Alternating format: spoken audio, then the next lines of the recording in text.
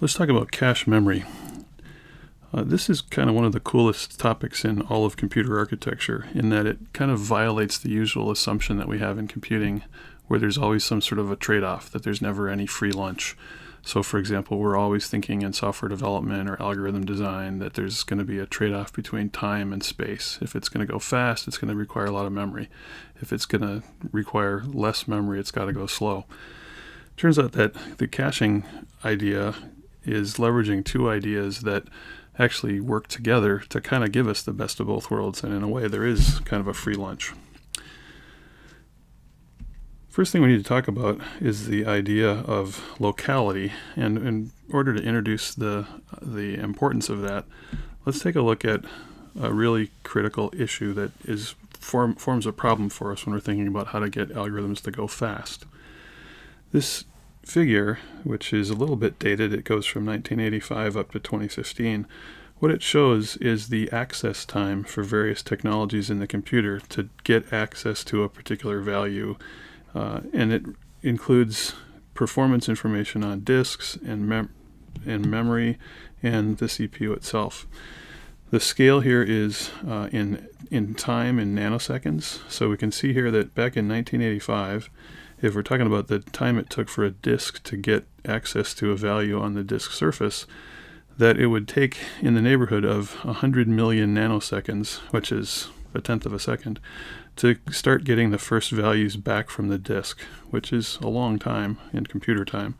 And we can see that over the years, that's improved quite a lot. So as of 2015, we're down in the range of about 3 million nanoseconds. So the performance has improved by a factor of about 25 over this 30-year period. That seems like a good thing.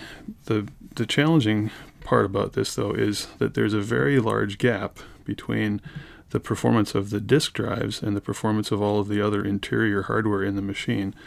So if we look at dynamic RAM, it's increased by a factor of about 10 over the years, but it already had a pretty good head start on the disk access time back in the 80s. Static RAM has increased in performance by a factor of about 115. CPU access, in the terms of the register file or things on the chip, is about 500 times faster than it was back in the 80s. And if you think about multi-core processors now as simultaneously accessing memory from multiple cores, as of 2015, it was almost 2,100 times faster than it was back at the beginning. Now, there's obviously a pretty good sized gap between disk performance and anything electronic, but the really big gap here turns out to be between any of the memory systems, so whether we're talking about disk or DRAM or SRAM, and the CPU itself. So these are quite a lot lower, right? It's not quite an order of magnitude in terms of the relationship between SRAM and CPU, but certainly a big gap from DRAM, right? Each of these lines is an order of magnitude, a factor of 10, so that's 2 orders of magnitude slower to get to DRAM than it is to just get to something on the CPU. And it's that disparity in performance that is the principal problem here. It's the gap in performance between the CPU itself, where the work is going to get done, and all of the memory system, including both static RAM, dynamic RAM, and the hard drive. Okay, so this idea of locality is what's going to help us out of that. It turns out that we have a big gap in performance between memory and the CPU, and that gap is continuing to get bigger over time. So the key to bridging this is to identify something about the programs that we write and run that might help us improve the performance of the memory system. And that characteristic that we're going to focus on is locality. So this is a huge idea. It's hard to overestimate the importance of locality in this discussion. So what are we talking about? So the principle of locality is that programs, well-written programs, I guess, tend to use data and instructions that are near those they have used recently. So we need to unpack a little bit that idea of nearness. Turns out that there's 2 ways to think about locality. The first is called temporal locality, so it has to do with locality in time. And the idea here is that recently referenced items, so things in memory, are likely to be referenced again soon. So if you think about a picture of memory where this cell is in the item that we're going to reference, it's going to be referenced again repeatedly in the near future. That's the idea of temporal locality. Along with temporal locality, we also have spatial locality, which is locality in space. So the idea here is that items with nearby addresses are likely to be referenced soon. So if we've recently referenced this item, we're going to be very likely to reference an item that's quite near to it in memory in the near future. Let's look at a simple example of this. So here's a little implementation of an algorithm that just sums up the elements in an array. So I've got this array A, and I'm iterating over it from I equals 0 to n, which presumably is the length of the array, and I'm incrementing a value sum that's going to have the total of all of the values in A. So let's think about the kinds of references that are going on in here. First of all, let's think about the data references. So we know that because we're summing up all the values in this array A, and because of the way that the for loop is going to behave, we know that we're going to access array A of 0, array A of 1, of 2, of 3, and so forth. So we're going to reference successive array elements, which means that each of the references to array A is going to be nearby in space, which means that this is an example of spatial locality. The other key variable that we're using in here is I, the loop control variable, and we know that we're going to reference, although that's not going to change in location, it's something we're going to come back to again and again and again, right? We're going to initialize it, we're going to test it, we're going to increment it, we're going to use it to dereference array A. So in terms of the time, we're going to use that value quite regularly. And that's this example here of temporal locality, using it multiple times over time. Similarly, we're used to kind of thinking about the data of our programs, but we also want to keep in mind the fact that each of these statements in C is going to be compiled down into perhaps multiple assembly instructions in memory, and those are stored in memory. As the processor executes this program, it's going to be fetching values out of memory, putting them into the CPU, and letting the hardware there execute them. But there's a memory access associated with that. So we want to be able to leverage locality in instruction references as well as data references. So the fact that we're going to be ticking through these instructions in sequence, unless we hit a jump statement, of course, means that we're going to access instructions that are nearby one another in space. In the memory itself, they're going to be located next to each other. So the fact that we reference instructions in sequence is an example of spatial locality. And similarly, in this case, we've got a loop, obviously, which means that we're going to execute the instructions associated with this for statement and the accumulation of the values of this array repeatedly in time. We're going to keep looping through these very same instructions multiple times. So the fact that we're going to access the locations in memory where those instructions are stored repeatedly in a short period of time is an example of temporal locality. So it turns out that locality just is really part and parcel of most code that we're gonna create, and we'll leverage that in order to bridge the CPU memory gap. Here's another example of a simple algorithm that is designed to basically just add up the contents of an array. Here we're going to use a two-dimensional array, however. So array A, it's going to be m rows by n columns. And then here's a simple implementation where we're just going to take two variables I and j, one that's going to iterate over the rows and one over the columns, and then we're going to nest them such that we iterate over the rows, and then within each row we're going to iterate over the columns and then sum up the values that we find there. So if we look at, kind of think about what's the sequence associated with this sum array rows, we're going to traverse the array in an order that goes across each row and then sums up the columns within that row, and then goes to the next row, sums up the columns in that row, goes to the next row, sums up the columns in that row, and so forth. Now we got another version of this here called sum array calls, which is going to iterate in a different direction. The only difference between the rows version and the columns version here is that I've inverted these two for loops. So everything else is exactly the same, except I've made the outer iteration go over the columns, and the inner iteration go over the rows. Now, it's important to note that both of these implementations are correct. They'll both yield the sum of the elements in this two-dimensional array.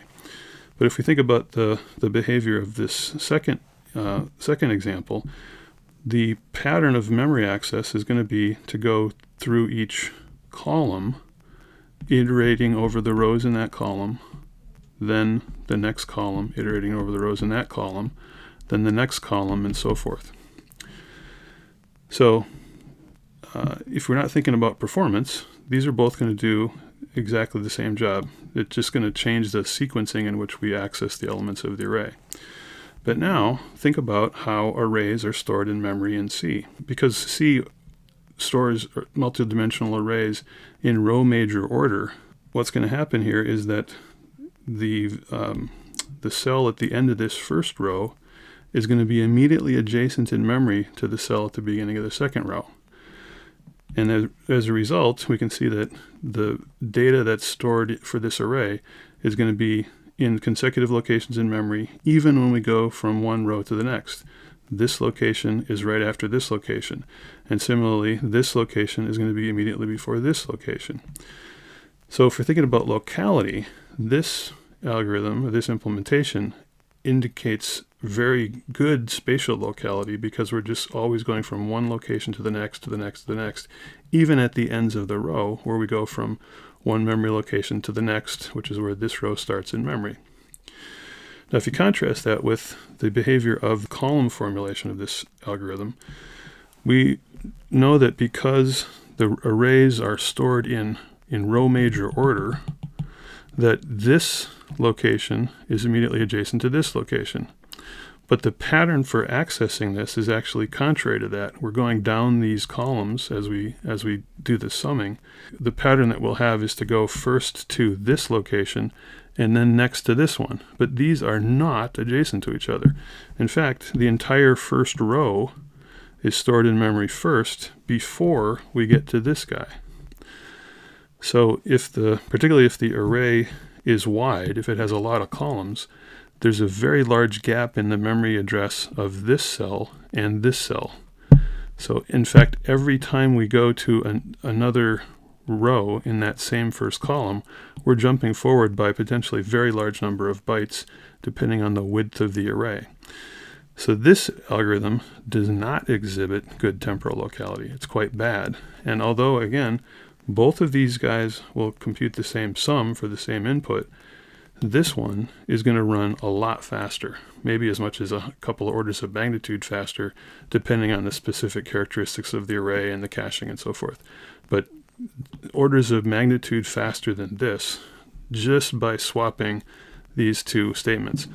This is another example of where it's important to know what's going on under the hood when we're thinking about how to structure our source code. Both of these will work. This will be 100 times faster or so. Okay, let's talk about how the memory hierarchy works alongside this idea of locality to give us good performance. So here's the kind of the fundamental characteristics that we're dealing with. We know that as storage gets faster, in other words, as it moves from the disk to main memory to the register file, two things are going to happen. It's going to become more expensive per bit, and it's also going to get smaller in terms of its capacity. So you think, for example, about the SRAM that makes up the register file on the chip. We know that SRAM requires more hardware than DRAM, so it's going to be more expensive to put those extra pieces and parts on the chip. And it's also going to take up more space on the chip, which means that those SRAM-based memories are going to tend to have smaller capacity because they take up more space on a limited area of the chip itself.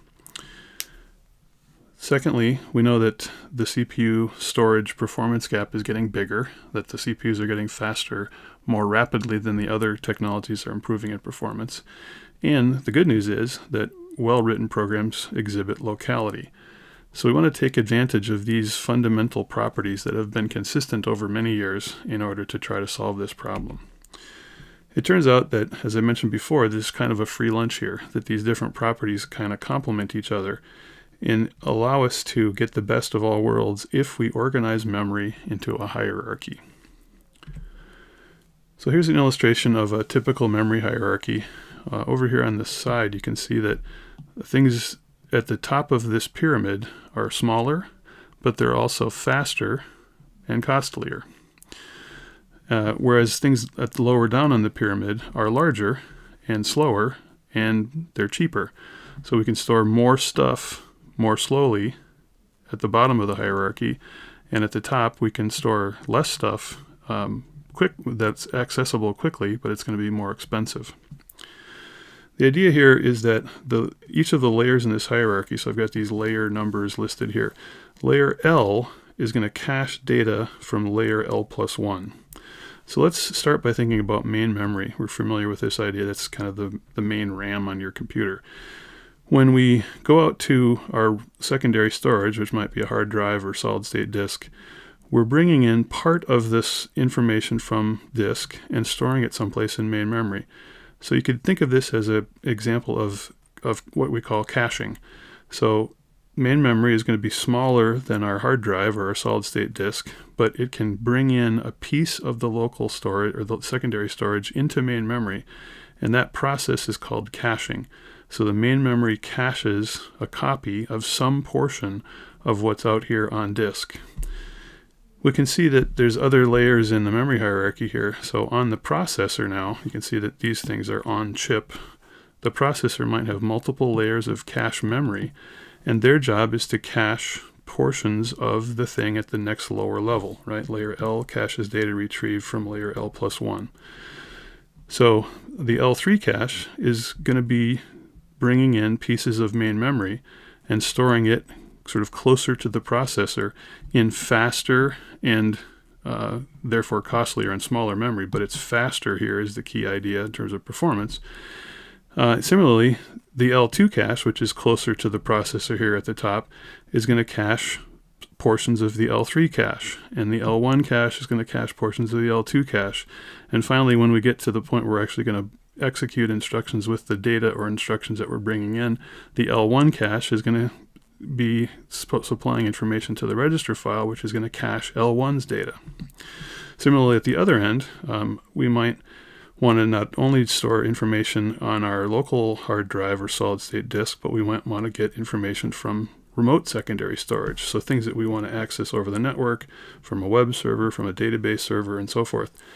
So as you can see here, the hierarchy is collaborating together to be able to move data and instructions that are accessed frequently in terms of time and space here at the top of the hierarchy from slower, more expensive, but larger capacity devices lower down in the hierarchy.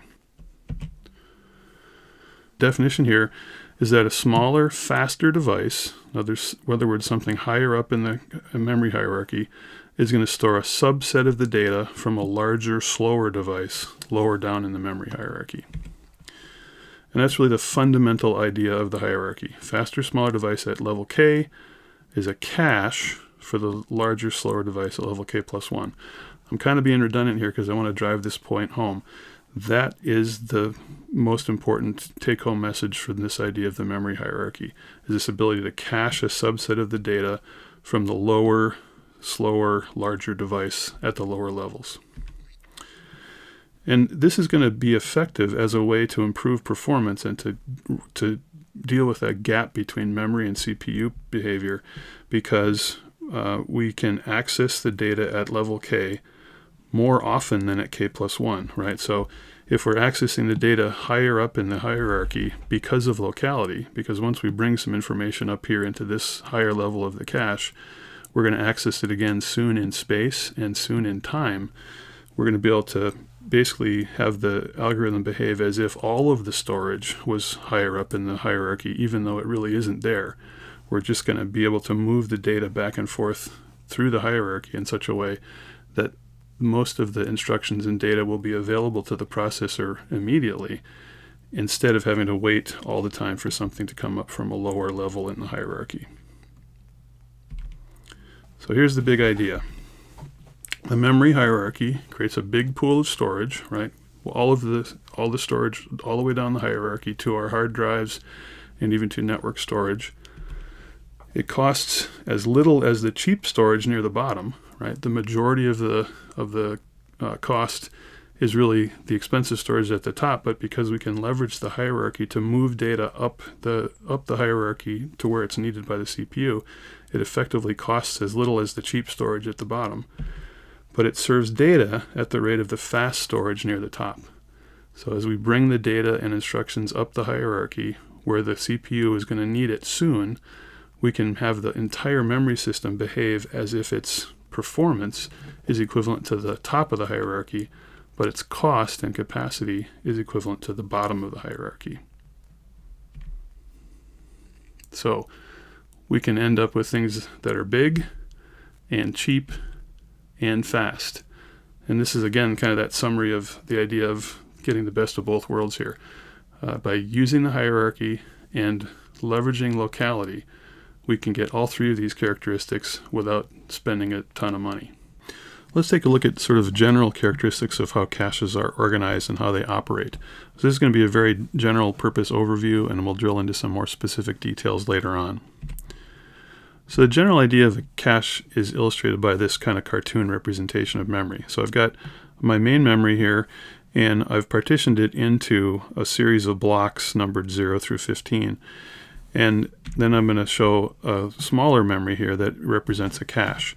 So you could think of this as level L and this as level L plus 1. So the idea here is that we're going to bring information from level L plus 1 into level L as we access it. We know that the higher levels in the cache are going to be smaller. So I've tried to illustrate that here by showing that I can store only 4 of these blocks from the main memory in the cache at any given time. And right now we're showing that I've got a copy of block 4, a copy of block 9, a copy of block 10, and a copy of block 3. So when we move information from a lower level to a higher level, we're actually going to move data in these blocks that I've illustrated here. So when the higher level of the memory system up here requests from this cache to say, hey, do you have block 10 in memory right now? The cache mechanism is going to look and see if it has block 10. If so, it'll immediately satisfy that memory request to the higher level in the system. If not, it's going to go out to the lower level, the L plus 1 level here, and ask for a copy of block number 10. So I'm showing that flowing up or being copied up into the cache memory. Notice that these blocks, and I've just, again, really generically, I've called these block-sized units. These are not individual bytes of memory. If you think about spatial locality, for example, if I was to just bring individual bytes up from the lower level in the hierarchy to a higher level, that would satisfy maybe the immediate memory request for that byte, or say that 8 bytes to grab a quad word. But if I tried to access the next pieces of information adjacent to that value, they wouldn't be in the cache yet. They'd still be down here in the lower level of the hierarchy. So in order to honor the notion of spatial locality, for example, I'm going to bring more memory up from the lower level into the cache than is strictly asked for by the higher level, so that when the higher level asks for a nearby location, it may well already be in the cache and not require me to go to the next level down. So back to our original summary, right? The information in this level, the cache level, is going to be smaller. There's fewer blocks I can store, but it's going to be faster, which is an important characteristic for performance, and then necessarily it's going to be costlier. Whereas the lower level, the L plus 1 level here, is obviously going to be larger, but it's slower because it's in, say, this might be DRAM and this might be SRAM. But because it's slower, it's using technology that's also less expensive, so it's going to be cheaper. So here's a expanded picture of our little cartoon of the CPU. Right, we have the register file that we were using previously, the arithmetic logic unit that accesses the register file to execute instructions, and then we had seen that we have a bus interface that takes us off the chip over the I/O bridge to talk to main memory and devices and that kind of stuff. So the new piece here is this collection of cache memories. We'll see that, say, on the Intel processor, there's actually 3 levels of cache on the chip. So I've tried to illustrate that here by these multiple squares. So when the register file, or when the ALU is requesting information from memory to stick something in the register file that it can use for computation, instead of going directly to the bus interface, which is what we've been imagining previously, it's actually going to go check to see, is it in the cache memory? And the different levels of the cache hierarchy on chip are going to request from each other, do you have it? If not, go to the next level down. And eventually, if none of the cache memories on the chip have the value, it's going to go out to the bus interface and then request that information from main memory. So in terms of the memory hierarchy, you could kind of see this, the register file itself, as kind of the L0 level, and then the cache memories actually are L1, L2, and L3, and then the main memory was L4 relative to the illustration we looked at before. It's important to note also that this is managed automatically by the hardware. There's no programming we have to do or anything like that to be able to make this work. The hardware itself, in order to make it fast and efficient, is responsible for managing the caches and making requests to the memory subsystem off the chip if it's necessary to do so based on the instructions that are being executed by the ALU. This is a really generic illustration of the organization of a cache. When we're talking here about a cache memory like the L1 or the L2 caches on the chip. And this entire illustration is intended to be the organization of a single cache.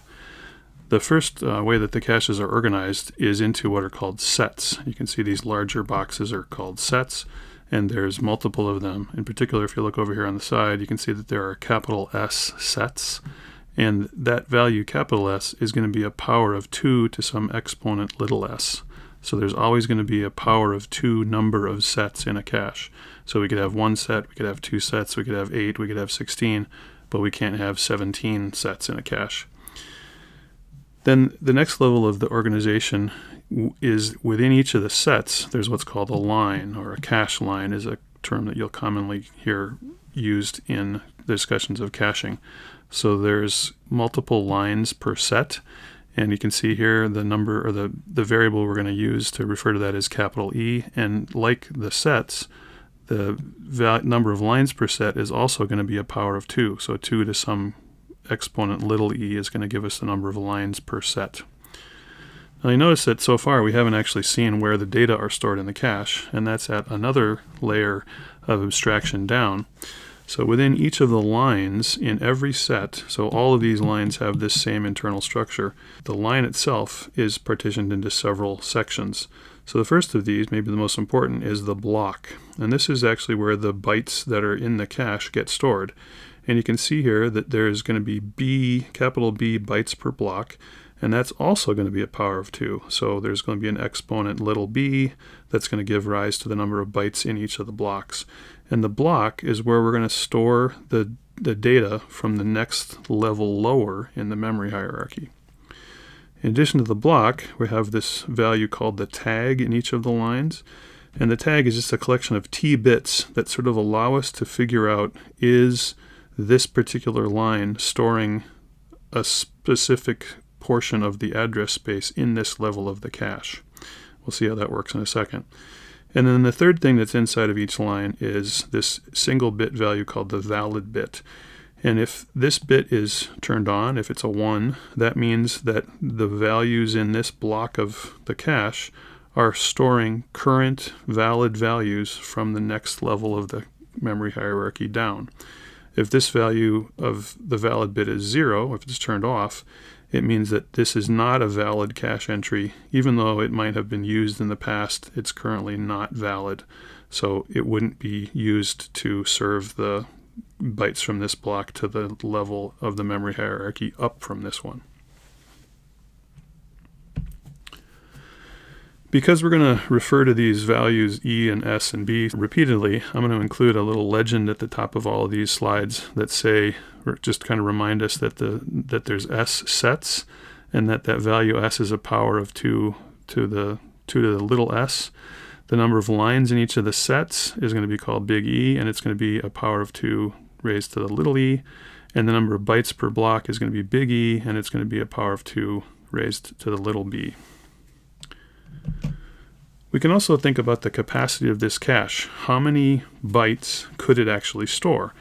Well, because we have this nice hierarchical organization, we can see that the number of bytes in the whole cache is going to be the number of sets times the number of lines in each set times the number of bytes in the block that make up the line. Notice that there's always only one block per line, so we don't have to worry about another layer of multiplication here to come up with the capacity. Always one block per line, multiple lines per set, multiple sets per cache. So that gives us the overall capacity. Let's think about how we would read values from the cache. It's important to think about this layer of the memory hierarchy as supplying information to a higher level in the cache. So I'll just call this the upper layer. And if this was, say, the level 1 cache on the CPU, the upper level would be the ALU, the register file. And I'll call the layer below this in the memory hierarchy the lower layer. So we've got these two layers that were sandwiched in between. And what we're going to be doing in this cache memory is we're going to be receiving requests from the upper layer in the hierarchy, the one just above us, the L layer if we're L+1 here. And what that upper layer is going to be sending us is a request to say, do you have the current value at a particular address? And the game that the cache is going to play is basically to look around inside of it to see if it is currently storing the value that's at the address that was requested by the upper layer. If it does have a valid value for that address, it's going to send the results back to the upper layer. On the other hand, if the cache determines that it is not currently storing the value at the address that was requested from above, it's going to send that request on to the next layer down in the memory hierarchy and say, do you have the data that are stored at that particular address? And eventually the request will be satisfied and the values will bubble up to each layer of the cache. And eventually this layer of the cache will be able to satisfy the request from the layer higher. That we're basically just trying to answer that question. Do I have the value that's stored at a particular address? Means that the upper layer is going to send us an address of some kind, and I'm just showing sort of random binary values here. But this address is going to be used to determine, obviously, whether its value is stored here. In order to accomplish that, we're going to partition that address into 3 fields. And again, this is just a kind of a cartoon representation. We'll look at some specific examples later. But those 3 fields are going to have these names. We're going to have the tag bits, the set index, and the block offset. Let's look then at the algorithm that we're going to follow. Now, at the outset here, let me hasten to point out that this is not the way the hardware actually does this, right? There's not a processor inside the cache that's executing this little flowchart. This is just so that we can kind of understand the steps that the caching hardware is going to go through to figure out the answer to that question. Do I have the value for the address that the upper layer has asked me for? But there isn't an algorithm. This is all implemented in hardware. Happens incredibly quickly. But for our understanding purposes, we'll think about it in these individual steps. So the first thing that's going to happen here is the cache is going to inspect these bits, the S bits, and it's going to use that as an index into the sets that make up the cache. So let's just imagine, for example, that we have 4 sets in our cache. We know that the number of sets in a cache has to be a power of 2, right? That's this definition, s equals 2 to the little s. So if we have 4 sets in our cache, that means we have s is equal to 4. And that means that the little s, that's going to have to be equal to 2, because big S is 2 to the little s. So this is going to be 2 to the 2. That 2 is significant in the sense that it's going to tell us the value of the size of the set index field. We're saying that we have S bits in this set index field. And that makes sense in that we're going to use those bits to pick a particular set within the cache. So if I have 4 of these, I need 2 bits to choose one of those 4 sets. So set 00, 01, 10, 11. Let's just assume that those S bits are both 1s, and we're going to end up choosing this set. What we're saying then is that if that memory address that's being requested from above is anywhere in this cache, it's going to be in that set, okay? but we don't know whether it might be in any of these lines yet. So we need to search the lines in that set to see whether the tag in that line matches the T bits. So these are the tag bits. We're just looking for an equality between these tag bits and the tag in any of the lines in the set. So the hardware is actually going to simultaneously check to see if the tag bits in any of the lines of the selected set matches the T bits in the address. If none of them do, then that's a cache miss, and we'll go ahead and ask the next lower level down in the memory hierarchy to see if it stores that memory. On the other hand, if it gets a match here, we've got one more step to go to figure out if we were actually storing that value, and that's to check the valid bit over here.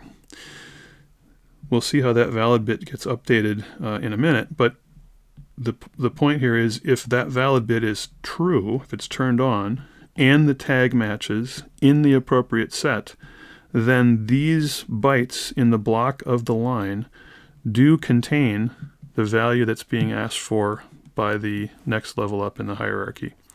On the other hand, if the valid bit is clear, if it's 0, even if the tag bits match the tag bits in the address, that's going to be a cache miss, because the valid bit says, sorry, whatever we have here is just bogus, and it was only accidental that we happened to match the tag. That leaves us with one more portion of the address that we need to think about, and that's the block offset bits. Now, let's assume, for example, that the design of this cache has blocks that consist of 16 bytes. So I'll just draw, kind of fleshing out this block. So from 0 to 15, that's our block. We're saying we've got 16 bytes per block, and that's got to be 2 to some power, and that's obviously 4. So little b is going to be equal to 4. And notice that little b also corresponds to the number of bits in the block offset. So here, that's the 4 bits that are going to index into this block. Let's say, for example, that the value in the B bits for a particular request happen to be 1000. What that's saying is that once we've figured out which set, we've matched the tag, we've matched the valid bits, we've figured out which block we're actually going to be referring to, within that block, we want to index forward by 8 to pick up the value starting at that address.